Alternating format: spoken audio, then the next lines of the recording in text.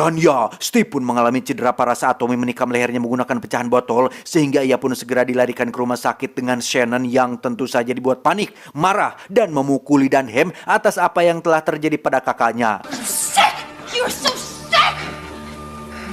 Mengetahui jika Boffer adalah dalang di balik penyerangan tadi, Dunham langsung menghampiri si jangkar kehead Boffer yang sedang duduk sambil merasa ketempuhan. Ketempuhan itu artinya merasa bersalah atuh, panik, tegang, khawatir, dan bingung harus bagaimana. Di mana Dunham benar-benar merasa sangat kecewa dan dihianati, yang ucapan tersebut semakin membuat si Boffer berdegong ini lebih merasa bersalah. Steve yang sudah siuman pun menyarankan Shannon dan Matt untuk pulang kampung dulu ke Amerika Serikat sampai situasi kembali kondusif karena tidak aman bagi mereka berdua berada di sini. Ditakutkan Tommy kembali melakukan serangan susulan. Sementara itu, Dunham yang tak terima kakaknya dibuat cedera pun menyusun rencana untuk balas dendam dengan mengajak kelompoknya si Tommy untuk melakukan pertarungan di lokasi yang sudah ditentukan.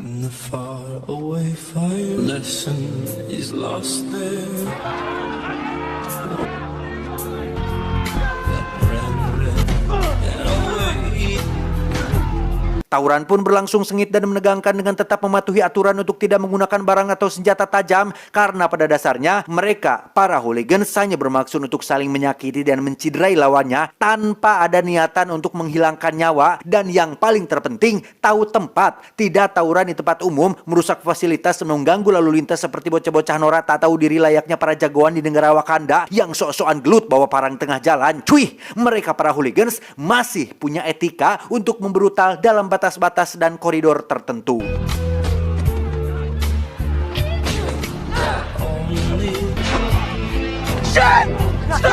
Dan sungguh, betapa bebannya seorang Shannon yang ujug-ujug muncul dengan maksud untuk menjemput Matt pulang ke Amerika, sehingga ketika Tommy menyadarinya, ia langsung menyuruh salah satu anteknya untuk menyerang Shannon dan tiba-tiba...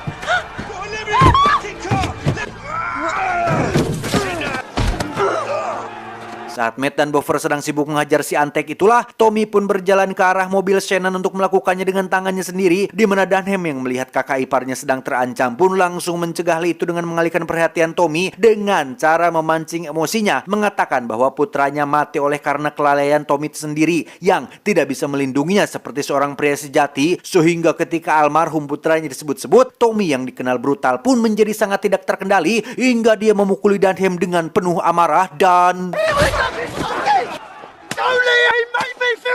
Ya, tawuran pun langsung terhenti saat mereka semua menyadari jika Tommy sudah kebablasan yang menyebabkan Dunham tewas di lokasi. Matt dan Shannon berhasil melarikan diri dan sudah aman dari bahaya, sementara Boffer dan kawan-kawan termasuk pihak musuh hanya bisa terdiam melihat tawuran ini sudah memakan satu korban jiwa.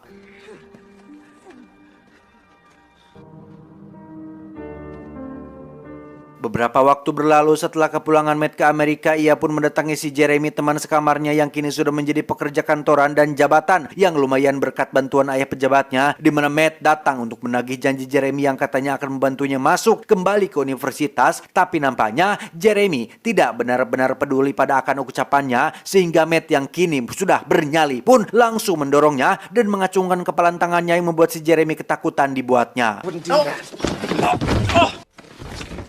Puas dengan hal itu, Matt pun keluar sambil menyanyikan yel-yel GSE yang khusus dia persembahkan untuk Steve yang entah bagaimana nasibnya sekarang.